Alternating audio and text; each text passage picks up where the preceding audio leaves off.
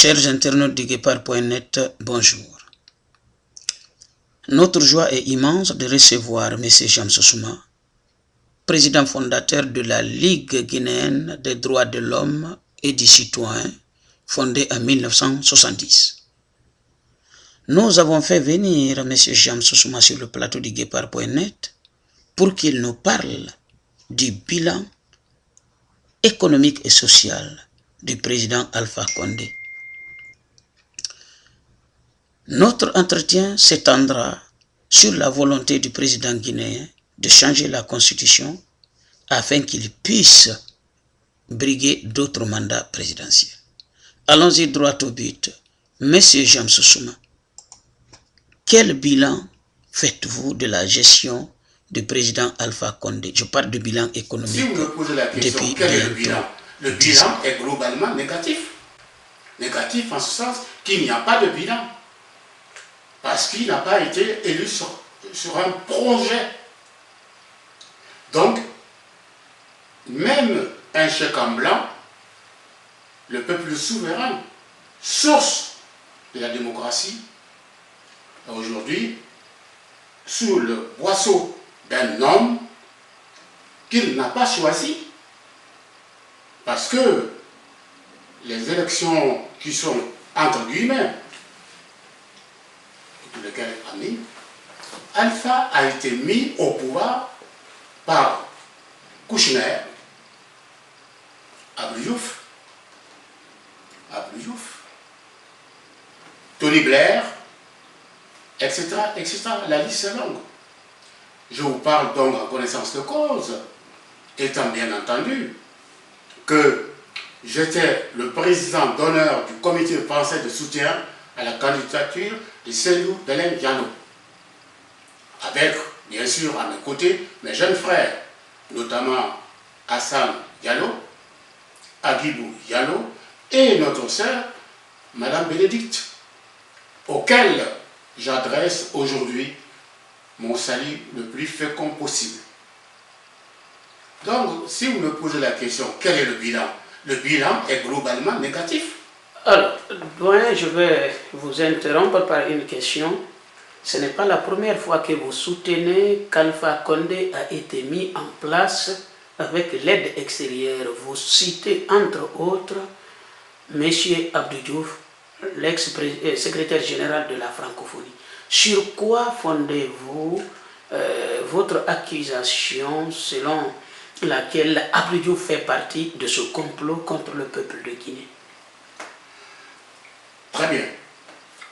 Je vais vous dire une chose. Quand il y a eu les élections de passage en Guinée, les données du premier tour des élections, la valise qui contenait ces données, ont disparu de la Guinée. Et ces valises ont atterri à la rue de Bourgogne, dans le 7e arrondissement de Paris, face à l'Assemblée nationale. Rue de Bourgogne, qu'est-ce qui est là-bas? Donc le siège de l'Organisation internationale de la francophonie. Là où se trouvait M. Diouf, qui était à l'époque secrétaire général de cette organisation internationale. Donc tout a été manigancé dans ce bureau, avec bien sûr la contribution du général Sangaré. Le général Sangaré, c'était un officier supérieur du Mali, mais qui collaborait avec M. Abdou Diouf. On dit aussi, entre parenthèses, je ne sais pas si vous l'avez entendu parler, que du côté de la maman d'Alpha Condé, qui est malienne, qu'il serait lié au général Toumani Sangaré, qui a un lien de famille entre eux. Est-ce que vous en avez entendu? Absolument. J'ai des preuves. Ceci dit, donc voilà un homme qui a été fabriqué de toutes pièces dans ce bureau. Alors moi j'ai toujours pensé par exemple que la francophonie, que je trouve, dont l'institution est extraordinaire, parce que nous voulons que la langue de Molière appartient à un monopole, à une structure internationale bien connue, mais qui souffre quand même de quelques failles. Parce que nous, la langue de Molière, cette langue aussi, je peux la réclamer aussi parce que je ne suis pas professeur, hein, contrairement à Alpha Condé. Parce que là aussi, il dit qu'il a été professeur. Là aussi, je me pose des questions. Alpha n'a jamais été professeur. Une question loin. Vous avez arrêté de dire Alpha Condé pour adopter le nom Alpha Condé. Pourquoi? Mais son père s'appelait Mamadou Condé. Ah, vous avez connu son père. J'ai absolument bien connu son père. Le père de M.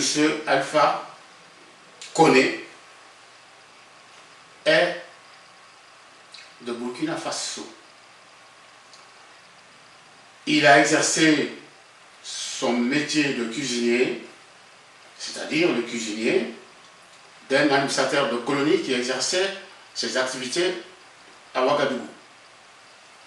Quand ce monsieur a fini ses activités à Ouagadougou, il a été affecté donc à Conakry. Ce monsieur ne voulait pas du tout laisser M. Mamadou Condé à Ouagadougou. Il l'a pris avec lui, il l'a amené à Conakry pour exercer toujours le même métier. Ce n'est pas injurieux d'être cuisinier. Mais je vais vous dire pourquoi. Donc, quand ce monsieur a fini ses activités à Conakry, il devait rentrer définitivement en Europe, c'est-à-dire en France, dans le cadre de sa retraite. Ce monsieur ne voulant pas que M. Mamadou Condé continue à faire la cuisine pour d'autres, il l'a donc versé dans la fonction publique en tant que planton.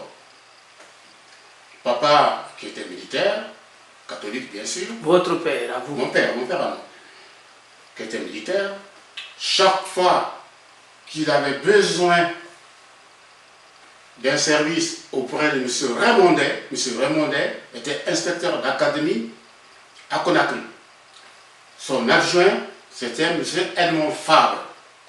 Et quand j'arrivais par exemple à l'instruction académique, c'est M. Condé Mamadou qui m'introduisait dans le bureau de M. Raymondet. Et pour vous situer, vous savez par exemple que l'instruction académique de l'époque se trouvait juste à côté de l'EPS. À Conakry. Et c'est Papa Condé qui m'introduisait dans le bureau de M. Raymondet et je donnais la note que mon papa m'a mise à M. l'inspecteur d'académie parce que papa intervenait si souvent en faveur de la communauté catholique de Conakry. Doyen, avant qu'on le fasse, votre intervention soulève une autre question. On nous dit en Guinée, de façon officielle, que le papa du président Alpha Condé est de Barrow, natif de Barrow. Alors, ce qui est en contradiction avec ce que vous venez de nous dire. Oui, bien sûr. Barrow, M. Condé n'est pas né à Barrow. Qu'Alpha Condé soit député de Barrow, c'est bien possible. C'est bien possible. Mais, quelle est la preuve qui nous prouve réellement que parce qu'il a été député de Barrow et qu'a priori son père est de Barrow, c'est absolument faux. Pourquoi? Alors, une autre question, comme vous avez connu Alpha Condé, en tout cas ses parents pendant que lui-même était jeune. Bien sûr. Bon, alors, que pensez-vous du cas de sa maman? Parce que ça aussi, ça soulève des discussions. D'ailleurs, certains de ceux qui disaient avant qu'il était de Bokeh sont revenus sur leur déclaration. Vous avez connu cette époque. Au moins, sa maman est-il de la Guinée ou du Mali, comme disent beaucoup de Guinéens? Madame Kamara Saran est de Mali, la mère d'Alpha Condé. Parce que je vous dis, je connais non seulement sa sœur Issira. Quand j'ai quitté le séminaire, parce que je suis un ancien séminariste, c'est pas blessant. On avait le même tuteur à Toulouse.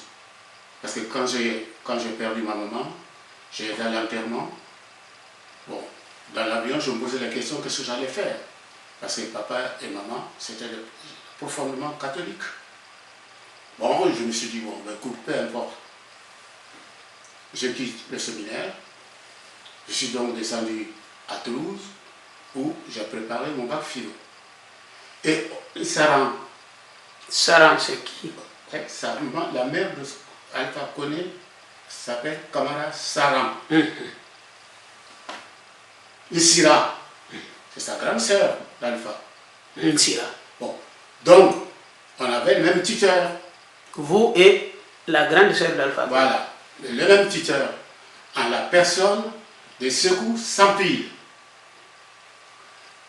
Sekou Sampil, c'est le fils de mon beau-père, M. Sampil Mamadou, qui était enseignant, qui était mondialement connu d'ailleurs, il était politicien. C'était l'un des hommes qui animait la vie politique en Guinée à l'époque. Très bien. Le bloc démocratique. Doyen, sur ce point, je pense que les Guinéens sont fixés. Vous avez connu cette famille. Absolument. Vous dites que M.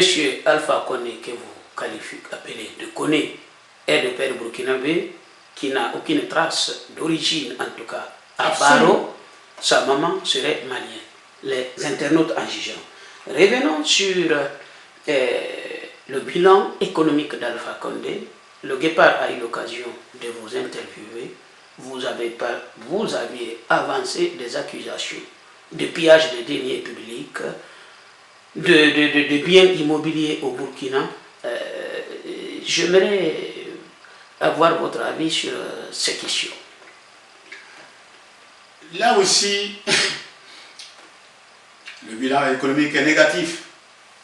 Sauf que Alpha et ceux qui l'entourent, c'est-à-dire les anciens traînards du café latin,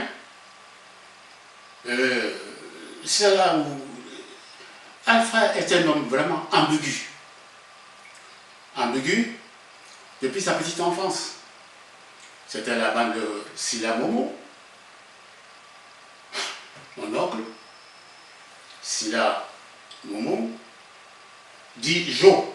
Il y avait aussi un certain M. Bonnet, un peu infirme, c'est pas une maladie, mais enfin, c'était les enfants de la rue. Ah, C'était les enfants de la rue. Bonnet, Alpha et autres, c'était les enfants de la rue. Donc, même la bourse que Nsira, Malik et Alpha ont obtenue, c'est grâce à la présence de leur père aux côtés de M. l'inspecteur d'académie à Conakry, M. Raymondet. Donc il y avait quand même des enfants qui malheureusement étaient issus des familles modestes, très modestes, mais qui étaient intelligents, ces enfants, auraient pu bénéficier. Alors qu'Alpha, qu'est-ce qu'il a fait exactement comme étude? Je persiste. Toujours, doyen, je vous ramène sur l'aspect économique et pillage que vous avez régulièrement cité. Bon. Donc, ce pillage systématique, depuis qu'Alpha est là, aujourd'hui, je crois qu'il est multimilliardaire. Mais tous ses comptes se trouvent en Arabie Saoudite. Souvenez-vous, messieurs, il y a de cela quelques années, un avion qui contenait des millions de dollars, l'avion qui le transportait en direction d'Arabie Saoudite a atterri à Dakar pour faire le plein. Les douaniers sont montés dans cet avion pour savoir ce qu'il y avait. Et qu'est-ce qu'ils découvrent? Des sacs, des billets de banque. Qu'ont-ils fait? Le brigadier douanier qui conduisait d'autres brigadiers pour fouiller, pour savoir ce qui était dans cet avion, On dit, mais à qui appartiennent cette secte? Ben, ils ont donc téléphoné au président Macky Sall pour le faire continuer. Il dit, écoutez, laissez partir cet avion, j'ai énormément de problèmes avec Alpha. Je ne veux pas que, comme je me trouve toujours en perpétuelle querelle avec ce monsieur, laissez partir l'avion. Mais les douaniers qui ne sont pas des imbéciles, ils sont quand même sérieux avant de laisser partir l'avion. Et je crois que beaucoup d'hommes politiques à Conakry le savaient, connaissaient ce problème-là. Pourquoi ils ne l'ont pas démasqué, pardon. Pourquoi ils ne l'ont pas exploité? Pourquoi ils n'ont pas informé le peuple de Guinée, n'est-ce pas, de ce pillage organisé par une bande, moi je dis par une bande d'escrocs. Parce que moi je considère qu'Alpha n'a jamais été élu. On l'a imposé au peuple de Guinée. On a bâillonné le principe de la démocratie même, comme le concevait soit Jean-Jacques Rousseau, soit Karl Marx, hein, dire quand même la gestion des affaires d'un peuple dépend de ce peuple, dans la mesure où ils ont donné mandat à un groupe de citoyens qui souhaitent gérer convenablement, honnêtement et sérieusement leurs intérêts. Aujourd'hui, le peuple de Guinée est assis avec sa pauvreté sur une mine d'or, parce que notre pays est potentiellement nanti. Alors, cela nous fait la transition vers notre deuxième point, l'entretien. Vous savez, depuis un bon moment, les Guinéens sont en conflit ouvert avec le pouvoir et ses soutiens au sujet de la volonté d'Alpha Condé, du président Alpha Condé, de changer la constitution pour pouvoir s'y maintenir. Certaines personnes disent à vie, comme cela se passe dans d'autres pays africains, y compris chez son propre ami Denis Sassou Nguesso. Alors, que pensez-vous de cette volonté d'Alpha Condé de changer de constitution pour qu'il puisse se maintenir au pouvoir? Je rappelle au passage que l'actuelle constitution ne lui permet pas de briguer un troisième mandat. Bon, monsieur, je pense que tout le monde se trompe dans cette histoire. Pourquoi? Je crois qu'Alpha veut un 5e mandat. Je prends donc en compte les 2 mandats en tant que député, où il n'a jamais siégé, mais qu'il touchait régulièrement son indemnité parlementaire. Dans sa tour qui se trouve dans le 13e arrondissement, couché tranquillement, il vivait des deniers de l'État. Donc, si je sais bien compter, comme je suis nul en mathématiques, 2 années, 2 mandats de député, 2 mandats en tant que président de la République, il veut maintenant un 3e, un 5e mandat. De quel droit? Et il s'est peut-être inspiré de la constitution chinoise. Parce que, souvenez-vous que le président chinois, pour lequel j'ai du respect, a un pire simplement, tant qu'il sera là, il n'y aura pas d'élection en Chine. Président à vie. Président à vie. Mais pourquoi faire? Pourquoi faire? Pour continuer à piller? Pour continuer à, je ne sais pas, à dénaturer notre authenticité en tant que Guinéen, en tant que Guinéen, en tant que Guinéen. Ça, c'est un premier aspect. Pourquoi faire après? Je pose la question pour Alpha. C'est une véritable forfaiture. Notre organisation s'opposera à cette prétention qui est infondée. Alors, Kassori Fofana et son gouvernement disent qu'ils soutiennent ce changement illégal de la Constitution. Avez-vous un message pour lui? Mais moi je dirais simplement à Kassori, il n'a pas assez évolué comme ça, le peuple de Guinée. Pendant le temps de Lansana Conté, il a été pendant combien d'années ministre des Finances? Pendant combien d'années? Alors moi je dis à Fofana Kassori, un peu de pudeur, parce qu'il est aujourd'hui vraiment mal placé. Après avoir créé un parti politique, il prend bagage et autres pour basculer du côté d'Alpha Condé. Alors moi je vous dis, monsieur mon frère, que quand je pense à tout ça, mon âme est noyée de larmes. Je profite de cette question, mon frère, pour dire, aujourd'hui, Alpha a fait rentrer en Guinée 1,5 tonne d'armes de toutes catégories. Qu'est-ce qu'il va en faire avec? Alpha veut allumer la guerre civile entre les Guinéens. Moi, je dis carrément, je suis avant tout guinéen et de pur sang. Aujourd'hui, la situation dans laquelle se trouve mon peuple, j'en suis malade. Malgré mon âge, je continuerai à me battre de toute mon âge. Je mettrai en œuvre toute l'énergie patriotique disponible pour lutter à vos côtés, aux côtés de mes frères. Je n'ai besoin d'être président de ceci, cela. Je n'ai besoin de rien, mais j'ai besoin qu'on épargne la guerre civile à mon peuple. Ça a été d'ailleurs l'une des meilleures qualités de Lansana Conté, pour lequel j'ai toujours eu un respect absolu.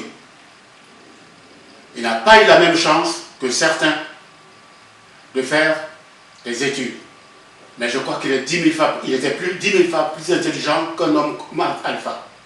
Parce que de fois quand Alpha s'exprime, nous avons l'impression, est-ce que vraiment il a foulé les bancs de l'université?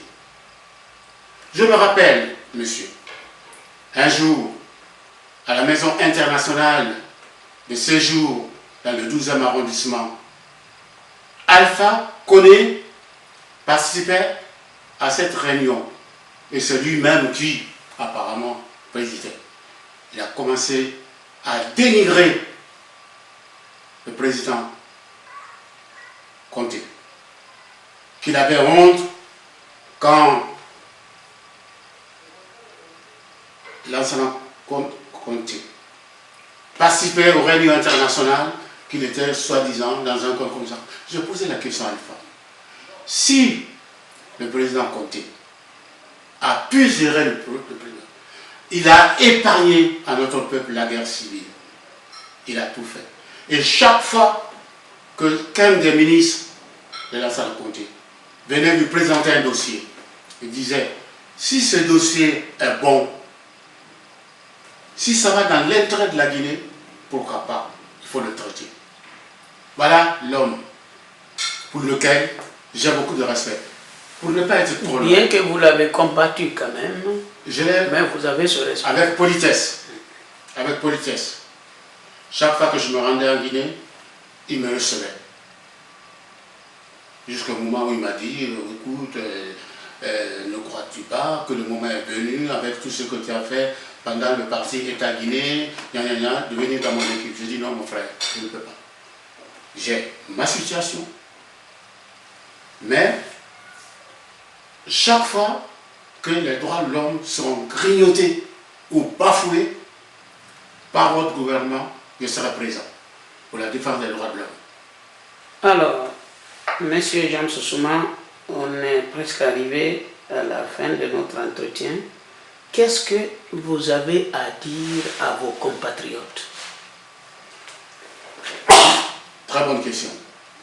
À mes compatriotes, je m'adresse ici à toutes les forces sociales qui composent notre pays de s'unir. Le seul adversaire pour la Ligue aujourd'hui, c'est Alpha Condé. Alpha n'a même pas une case qu'on a en Guinée. Il a tout à Burkina Faso. Alors si certains naïfs croient quand nous voulons passer, c'est cela, on fait cela. J'ai regardé l'autre jour une émission, j'en avais honte. Comment pouvez-vous expliquer que des jeunes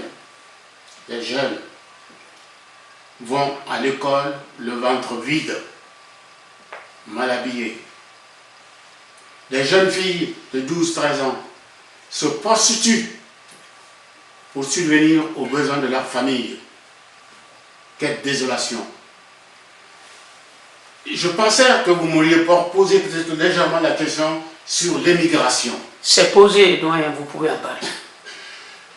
Je pense qu'aujourd'hui, la Guinée se vide de toute sa potentialité humaine. Les femmes, les enfants, les hommes qui prennent la mer au péril de leur vie pour échapper au massacre d'Alpha. Pendant ce temps-là, lui, son fils, vient d'ouvrir un hôtel au Brésil, un hôtel de 250 chambres, etc., etc.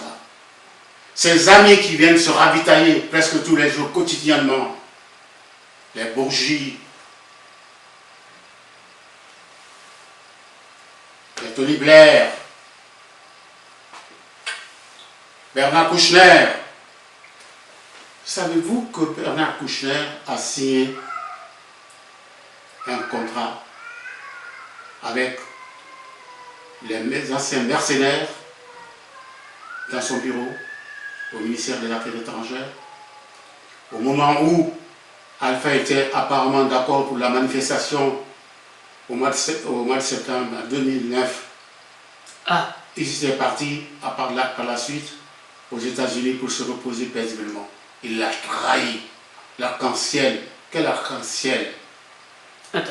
Et ce point sur les mercenaires, je ne l'ai pas saisi. Les mercenaires, c'est-à-dire que c'est les anciens mercenaires de Taylor, Charles Taylor, je sais pas, Charles Taylor, bon, tu te l'écris.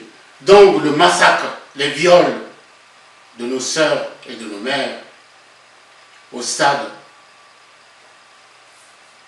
de 1968. Du 28 septembre, oui. Mais ce n'est pas les militaires guinéens qui ont commis cette abominabilité, cette cruauté, cette monstruosité. Alpha n'était pas étranger derrière. Ah bon. Alpha y était.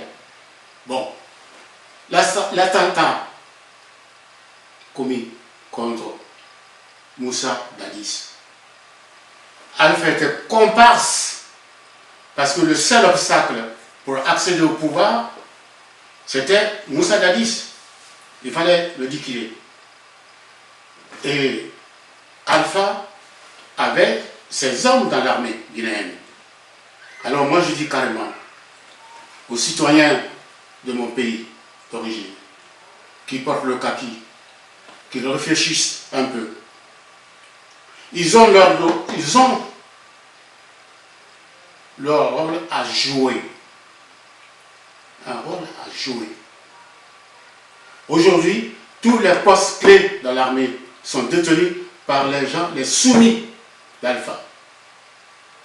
Donc, je lance un solennel appel à l'ensemble de mes compatriotes, tant de la base, la moyenne, la haute et la Guinée forestière. Nous avons un devoir, mobilisant toute notre énergie patriotique disponible à purement simplement mettre fin à ce système. Parce que je ne fais aucune comparaison, je ne fais aucune distinction entre le système de Sékou et le système d'Alpha. D'ailleurs, Alpha n'était-il pas l'homme de Sékou au pouvoir? Bon, j'en ai entendu parler, ça me trouble, bien qu'on a fini, mais pour en une minute, essayez de nous en parler parce qu'un Burkinabé avait tenu ses propos. On entend par-ci par-là que Alpha menait une vie en France ici qui n'avait rien à voir avec sa situation apparente, qu'il travaillait aussi pour Sékou. Ça, on a du mal à y croire, même moi. Alpha travaillait avec Sékou, ce plus grand criminel de notre histoire. Alpha est un dieu Janus, c'est-à-dire le dieu à double face. Il était du côté. C'est le seul, soi-disant, opposant qui pouvait rentrer en Guinée au temps de Sékou. Il pouvait rentrer en Guinée au temps de Sékou? Il pouvait rentrer, sortir, librement. Donc, il avait une bourse qui lui avait été donnée au temps de la colonisation parce que son papa était, comme je vous l'ai dit tout à l'heure. Bon. Et Sékou lui versait une somme de par mois. Donc, il vivait paisiblement. On dit quand même qu'il était condamné par contumace, condamné à mort. Bon. Non, Qu'il rentrait en Guinée, doyen. Ça, c'est. Il rentrait en Guinée. Je peux vous dire, messieurs, que j'ai été aussi condamné par contumace. Mais je suis là encore. Hein. On m'a même dit que j'étais mort. Non, je suis vivant. On vous a même traité, c'est que vous a même traité de vulgaires inconnus. Ça, des vulgaires inconnus, bien sûr. Bon, là aussi, je vous donne l'explication. L'explication, vous êtes intéressant. C'était à l'occasion du congrès statutaire du Parti Socialiste dont je suis membre depuis 50 ans. Je suis même un ancien élu. La Ligue avait rédigé un document accablant sur les monstruosités de Sékou. Ce document, nous les avons envoyés à toutes les fédérations du Parti Socialiste pour qu'on débatte de ce problème-là. Bon. Ce document, publié, la délégation de la Guinée pour assister au congrès du parti à Nantes, les 16, 17, 18 septembre 1977. À Nantes. J'ai été voir un journaliste, je lui ai donné le document, il dit mais j'aime ce qu'on va faire avec ça. Je dis mais faites ce que vous voulez.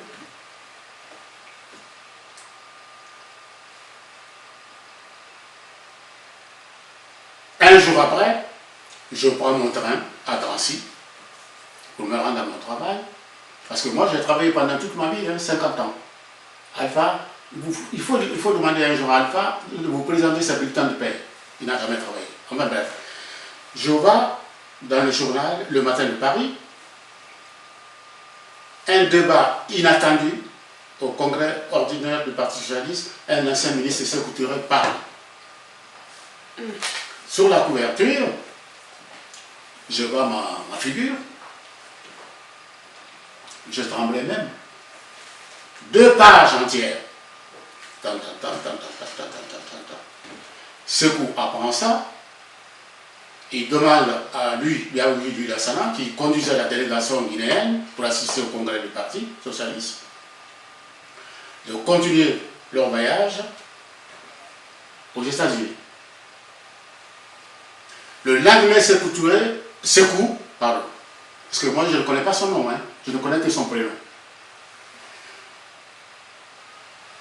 convoque un meeting, comme il avait l'habitude, parce qu'il n'avait rien à faire que de crier comme un fou dans la nature. Il a insulté Mitterrand, il a traité Mitterrand de tous les noms, parce que Sékou pensait que c'est Mitterrand qui m'a téléguidé pour aller publier un tel document aussi accablant contre son parti État guinéen. Ce parti despotique s'imaginait que, bon, tout le monde pouvait faire comme lui, ainsi de suite. Bon, c'est là où il a traité le Parti Socialiste, le parti de la suture française. Voilà. Et au passage, pour de vulgaires inconnus. Bon, doyen, je pense que bon, vous avez presque tout dit. Et puis, monsieur, ce que je peux vous dire, Pour bien sûr terminer, avec votre acceptation, oui, quand je vois dans ma mémoire une femme comme Madame Bangoura, tu vois ce que je veux dire? Madame Bangoura, Mafuri Mafuri, Bangoura. Madame Camara Lofo, Mafuri Bangoura, du côté de mes parents, c'est un membre de la famille. Elle est morte, meurtrie, parce qu'elle s'est sentie trahie par Sékou, avec tout ce qu'elle a pu faire dans le cadre de son militantisme. Madame Lofo, c'est pareil. À cette femme, je crois que nos sœurs aujourd'hui en Guinée devraient prendre l'exemple sur leur dévouement, sur leur combativité pour enfin dégager la Guinée de ce cancer qui leur ronge. Aujourd'hui, je peux dire que la capitale de mes racines ne s'appelle plus Conakry, mais c'est Conakrim, parce que le crime se perpétue aujourd'hui en Guinée. Et je croyais que ça n'existait pas, le sacrifice humain, tout ça pour renforcer leur président. Alors, Alpha, président à vie, je crois qu'il rêve. C'est une véritable chimère pour moi. La constitution, la fausse constitution qu'il a déjà rédigée, ou qu'il a fait rédiger par Bourgi, avec, bien sûr, à la clé, 20 millions. Ça, c'est pas mal, hein, pour rédiger un torchon. C'est pas mal. C'est pas mal. Mais, messieurs, ne vous baissez pas les bras. Continuez votre lutte. Continuons le combat. Cet appel s'adresse à toutes les forces sociales qui composent notre pays, notre beau pays, notre mère à tous, la Guinée. Elle est belle, elle est gentille, mais elle est belle, elle se rebelle. Il faut qu'elle se révolte. Je connais mes mères, quand elles te décident, elles vont jusqu'au bout. Alors si Alpha fait tout pour qu'il y ait une guerre civile, c'est pour vous dire que cet homme, cette marchandise en décomposition est dangereuse. Elle est dangereuse. Ce sont les femmes, les enfants, les hommes qui vont souffrir de cette mégalomanie d'Alpha Condé. Doyen, je vous remercie beaucoup. Notre entretien arrive à sa fin. Je pense que les internautes sont en situation d'analyser vos propos et d'en tirer ce qu'ils trouvent utile pour eux. Merci beaucoup. La situation guinéenne étant ce qu'elle est, nous ne tarderons pas une nouvelle fois à vous tendre notre micro. En tout cas, c'est moi qui vous remercie de vous être déplacé pour venir frapper à mon modeste porte.